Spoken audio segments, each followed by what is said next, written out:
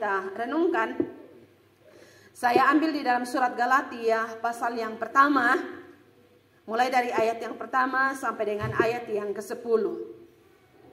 Surat Rasul Paulus kepada jemaat yang ada di Galatia, pasal 1, ayat 1 sampai dengan ayat yang ke-10. Dan Bapak Ibu memperhatikannya, saya akan membacakannya bagi kita bersama-sama. Galatia pasal 1 ayat 1 demikian bunyinya. Dari Paulus, seorang rasul, bukan karena manusia, juga bukan oleh seorang manusia, melainkan oleh Yesus Kristus dan Allah Bapa yang telah membangkitkan Dia dari antara orang mati, dan dari semua saudara yang ada bersama-sama dengan aku kepada jemaat-jemaat di Galatia. Kasih karunia menyertai kamu dan damai sejahtera dari Allah Bapa kita dan dari Tuhan kita Yesus Kristus yang telah menyerahkan dirinya karena dosa-dosa kita untuk melepaskan kita dari dunia jahat yang sekarang ini menurut kehendak Allah Bapa kita. Baginya lah kemuliaan selama-lamanya. Amin. Aku heran bahwa kamu begitu lekas berbalik daripada Dia yang oleh kasih karunia Kristus telah memanggil kamu dan mengikuti suatu Injil lain yang sebenarnya bukan Injil. Hanya ada orang yang mengacaukan kamu dan yang bermaksud untuk memutarbalikkan Injil Kristus. Tetapi sekalipun kami atau seorang malaikat dari sorga yang memberitakan kepada kamu suatu Injil yang berbeda dengan Injil yang telah kami beritakan kepadamu, terkutuklah dia.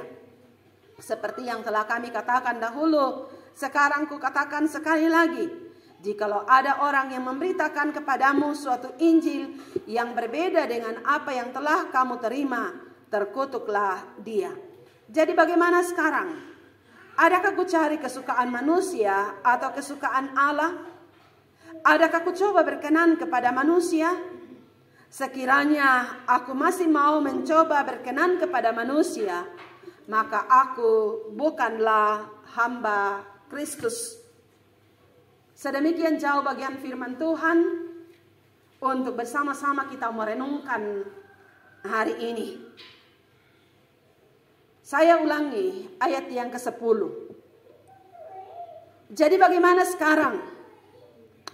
Adakah ku cari kesukaan manusia atau kesukaan Allah? Adakah ku coba berkenan kepada manusia? Sekiranya aku masih mau mencoba berkenan kepada manusia, maka aku bukanlah hamba Kristus. Dari bagian firman Tuhan ini, kita akan merenungkannya dalam satu topik perenungan adalah hidup berkenan kepada Allah. Hidup berkenan kepada Allah. Bapak Ibu Saudara-saudara yang kekasih di dalam Tuhan, kalau kita mau memperhatikan kebenaran ini, itu dilatar belakangi daripada orang-orang yang memberitakan Injil yang berbeda dengan apa yang disampaikan oleh Rasul Paulus. Rasul Paulus telah memberitakan Injil kepada jemaat yang ada di Galatia. Membawa jemaat yang ada di Galatia percaya kepada Kristus. Hidup mengikuti ajaran yang disampaikan oleh Rasul Paulus. Namun, seiring dalam berjalannya waktu, dikatakan bahwa ada orang-orang yang datang mengacaukan berita Injil yang disampaikan oleh Rasul Paulus. Kalau dalam kebenaran atau dalam firman Tuhan yang telah kita baca tadi, mereka memutarbalikkan Injil Kristus itu. Dan banyak orang tertarik kepada mereka. Banyak orang terpengaruh dan mengikuti mereka, sehingga membuat Rasul Paulus menjadi geram, menjadi marah, dan menegur mereka. Itu sebabnya dalam ayat yang ke-6 di situ dikatakan, aku heran bahwa kamu begitu lekas berbalik daripada Dia yang oleh kasih karunia telah memanggil kamu dan mengikuti suatu Injil yang lain. Rasul Paulus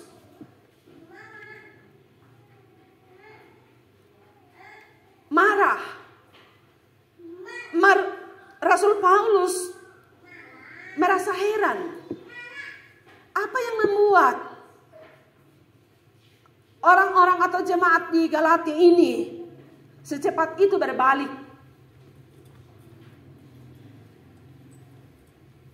Ternyata bahwa dari apa yang diajarkan oleh orang-orang yang datang untuk memberitakan Injil, mereka yang datang memutarbalikkan Injil Kristus itu, memberikan ajaran-ajaran yang boleh saya katakan adalah sesuatu yang menarik, yang dalam pikiran, dalam akal sehat manusia itu masuk akal. Sehingga dengan cepatnya jemaat ini berbalik. Namun Bapak Ibu Saudara-saudara yang kekasih di dalam Tuhan, apa yang dilakukan oleh Rasul Paulus, apa yang dapat kita lihat dari kehidupan Rasul Paulus, sehingga dia menyampaikan satu pengakuan, satu pernyataan dalam ayat yang ke-10. Jadi bagaimana sekarang? Adakah aku cari kesukaan manusia atau kesukaan Allah? Sebenarnya pernyataan ini adalah merupakan sesuatu sindiran yang disampaikan oleh Rasul Paulus. Dan sekaligus menjadi sebuah komitmen dalam kehidupan Rasul Paulus. Bagaimana dia hidup berkenan kepada Allah.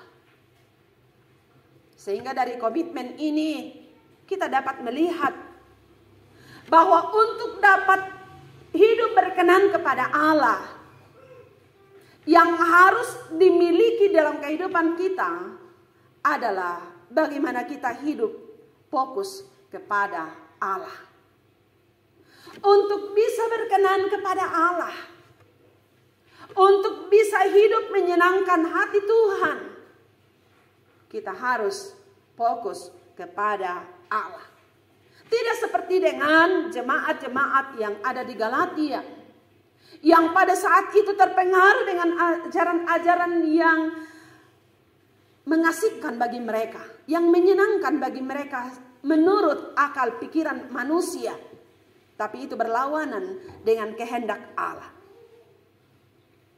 Dari apa yang dilakukan oleh Rasul Paulus dalam pernyataannya, dalam komitmennya, kita akan belajar beberapa hal yang akan membuat kita pula hidup berkenan kepada Allah. Sekali lagi, untuk bisa kita hidup berkenan kepada Allah, menjalani kehidupan ini, harus kita fokus kepada Allah. Tidak boleh kepada sesama yang ada di sekitar kita. Dan karena itu, hal yang pertama yang diperlihatkan oleh Rasul Paulus dalam pengakuannya ini, karena dia fokus kepada Allah, maka yang pertama ialah bahwa untuk bisa berkenan kepada Allah, Rasul Paulus tidak mencari pujian atau sanjungan. Bapak Ibu Saudara-saudara yang kekasih di dalam Tuhan, kalau kita berbicara atau melihat kehidupan daripada Rasul Paulus adalah seorang yang boleh saya katakan dia adalah seorang yang layak untuk menerima sanjungan, pujian dari manusia. Mengapa saya katakan seperti itu? Kalau melihat latar belakang daripada Rasul Paulus, akan membuat Rasul Paulus berbangga terhadap dirinya. Dan pasti akan mendapatkan pujian, sanjungan, acungan jempol dari orang-orang yang dia layani pada waktu itu. Karena apa? Dalam ayat yang pertama pembacaan kita menyebutkan tentang keberadaan, status daripada Paulus. Kita baca ayat 1. Dari Paulus seorang rasul, bukan karena manusia. Jadi Rasul Paulus ini diangkat menjadi rasul bukan karena manusia, juga bukan oleh seorang manusia, melainkan oleh Yesus Kristus dan Allah Bapa yang telah membangkitkan dia dari antara orang mati. Pemilihan Paulus menjadi rasul itu bukan ditentukan oleh manusia. Jelas dalam pembacaan firman Tuhan. Bukan manusia, bukan karena manusia, juga bukan oleh seorang manusia. Tetapi oleh siapa? Oleh Yesus Kristus. Apakah ini tidak akan menjadi sebuah kebanggaan tersendiri? Apakah ini tidak akan membuat dia bermegah? Tidak. Justru kalau kita membaca ayat 10 tadi dikatakan, kalau aku coba berkenan kepada manusia, maka aku bukan hamba Kristus. Rasul Paulus tidak bermegah mencari pujian karena jabatan status yang dia sandang. Yang kedua, dalam ayat 11 dan ayat 12, saya bacakan ayat itu. Masih dalam surat Galatia pasal 1 ayat 11 dan ayat yang ke-12. Sebab aku menegaskan kepadamu saudara-saudaraku, bahwa Injil yang kuberitakan itu bukanlah Injil manusia. Karena aku bukan menerimanya dari manusia, dan bukan manusia yang mengajarkannya kepadaku. Tetapi aku menerimanya oleh penyataan Yesus Kristus.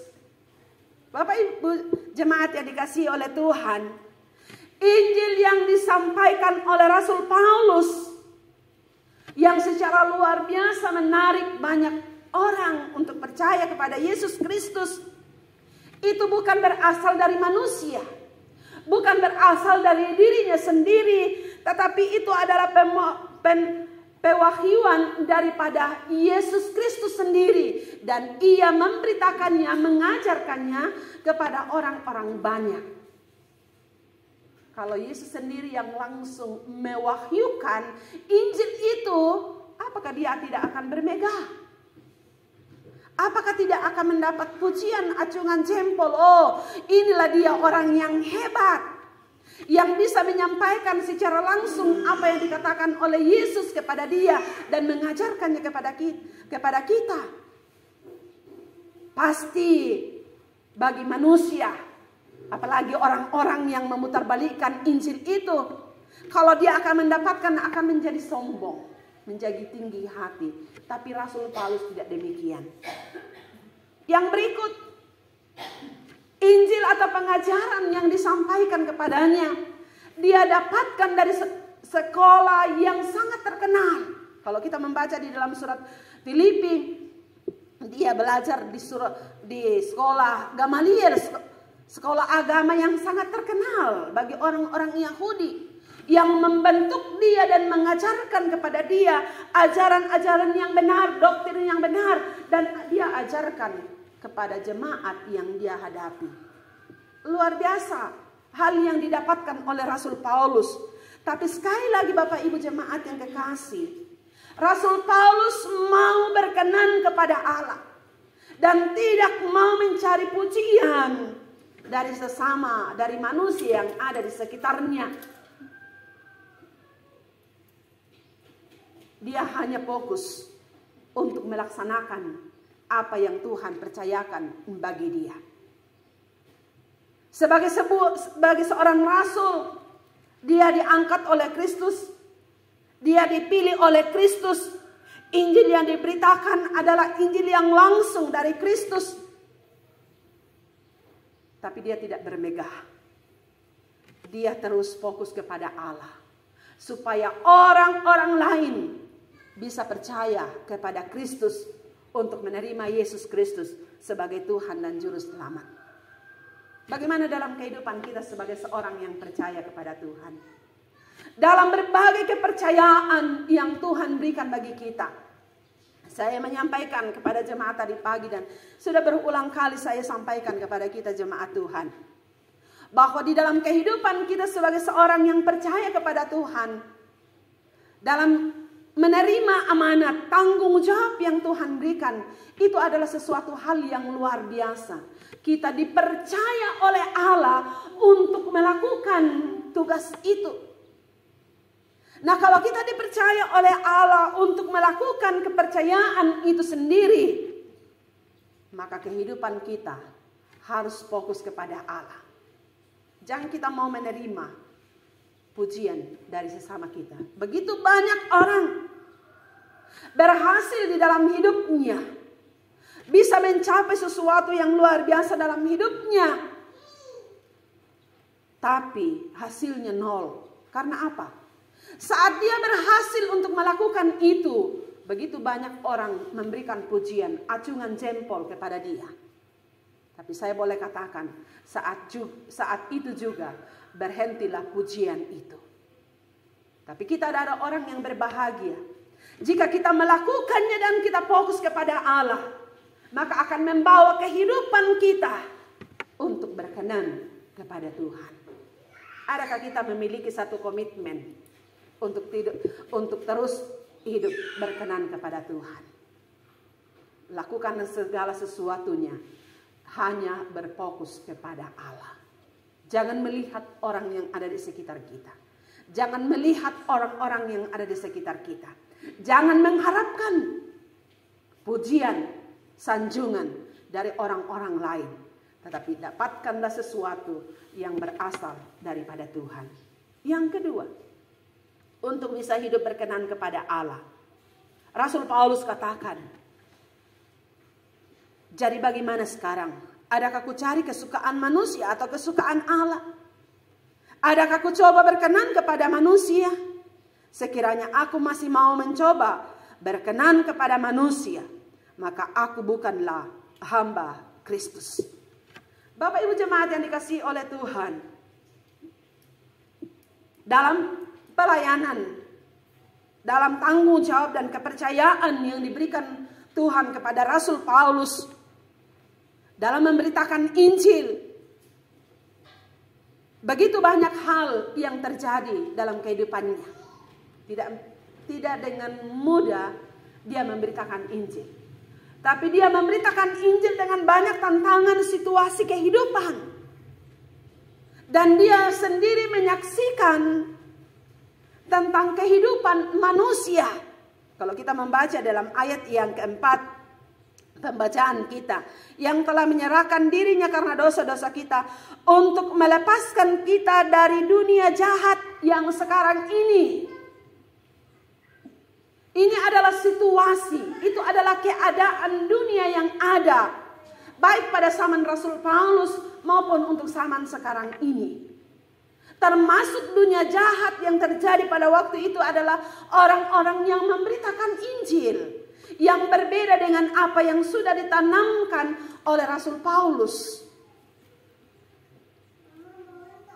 Tapi mereka hanya mau menyenangkan telinga mereka, hanya mau menyenangkan perasaan mereka, hanya mau menyenangkan keadaan di sekitar mereka.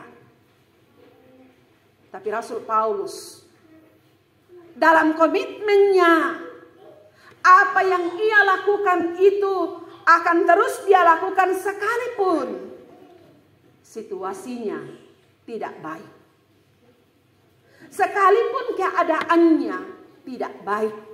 Dan ini adalah komitmen Rasul Paulus. Karena apa? Sekali lagi, dia mau berkenan kepada Tuhan. Dia mau berkenan kepada Tuhan dan melakukan segala sesuatunya hanya berpusatkan kepada Tuhan. Dan disinilah mengajarkan kepada kita Bagaimana di saat kita hidup, di saat kita mau hidup berkenan kepada Allah. Kita tidak dipengaruhi dengan situasi, dengan keadaan yang ada di sekitar kita. Di sini akan membentuk bagaimana kita hidup dalam iman kita kepada Allah. Bagaimana kita harus hidup dalam kepercayaan kita kepada Tuhan. Bagaimana kita hidup dalam pengenalan kita akan Allah. Sehingga apapun yang terjadi dalam kehidupan kita, penderitaan, kalau kita melihat di dalam surat Galatia, penderitaan, kelaparan, penolakan yang dialami oleh Rasul Paulus tidak menghentikan dia untuk melayani Tuhan, tidak.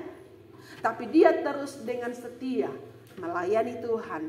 Karena apa? Sekali lagi, dia mau hidup berkenan kepada Tuhan.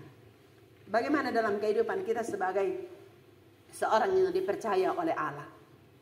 Dalam melakukan setiap tugas tanggung jawab yang Tuhan percayakan. Dalam kita melakukan atau melayani Tuhan di dalam kehidupan kita. Saya menyampaikan tadi pagi. Seringkali di saat kita mau berkenan kepada Allah. Dalam kehidupan kita senantiasa di dalam diri kita memiliki kerinduan untuk mau berkenan kepada Tuhan. Tapi situasi yang ada di sekitar kita seringkali mempengaruhi kita. Sehingga di saat situasi itu tidak baik, itu akan membuat kita tidak baik juga. Mood kita tidak baik, ya, akan membuat kita juga mungkin kita akan berkata yang penting asal. Saya katakan kepada jemaat tadi pagi, asal Bapak senang, asal gembala senang, asal orang-orang yang ada di sekitar kita melihat dia senang. Oh, tahu wah, dia bekerja, dia melakukannya.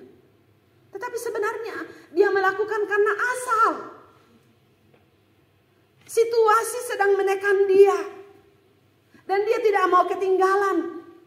Dia mau bekerja juga, tapi asal. Bagaimana dengan hasilnya?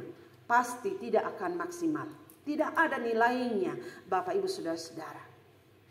Tapi kalau kita benar-benar hidup di dalam iman kepada Tuhan, situasi apapun itu tidak akan menghalangi kita untuk melayani Tuhan. Itu sebabnya Rasul Paulus katakan, kalau saya mencoba untuk berkenan kepada manusia, itu berarti aku bukanlah hamba Kristus. Kalau kita hanya mau menyenangkan manusia, ya kita ini bukanlah hamba Kristus.